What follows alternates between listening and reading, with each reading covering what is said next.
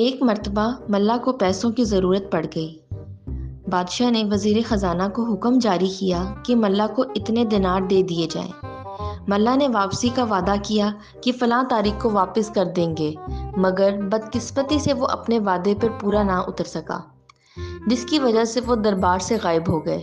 بادشاہ کو ان کی غیر حاضری ناگوار گزری تھی، کیونکہ ان کی موجودگی میں بادشاہ حشاش بشاش رہتا تھا۔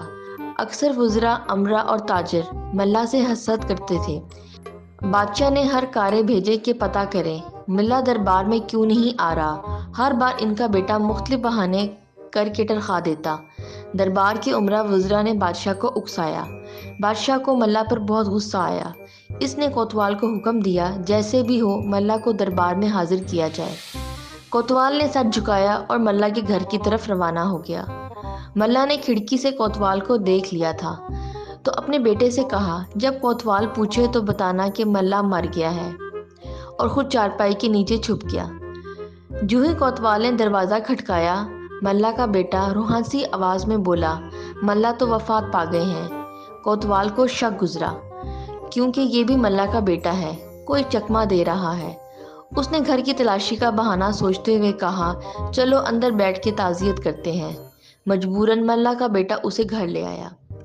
اسی چارپائی پہ بیٹھے ملا کی باتیں کرتے رہے۔ نیچے ملا کو چونٹیاں کاٹ رہی تھیں۔ کوتوال گہری نظروں سے دوسرے کمروں کی طرف دیکھ رہا تھا۔ اس نے ہلنے جلنے کی آواز سنی تو اس نے چارپائی کے نیچے جھانکا جہاں ملا چھپے ہوئے تھے۔ کوتوال نے ٹانگ سے پکڑ کے انہیں کھینچ لیا اور کہا، واہ جی، آپ کا بیٹا تو کہہ رہا تھا آپ مر گئے ہیں۔ ملا نے مسکین سی صورت بنا کر کہا، یہ زندگی بھی کوئی زندگی ہے، چارپائی کے نیچے سے نکلنا شرمندگی ہے۔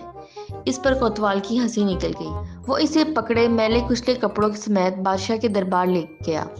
بادشاہ نے اس کی یہ حالت دیکھی تو تعجب سے پوچھا، یہ کیا حلیہ بنا رکھا ہے؟ اس پر کوتوال نے سب ماجرا کہا سنایا، جسے سن کر بادشاہ اور درباریوں کی ہنسی نکل گئی۔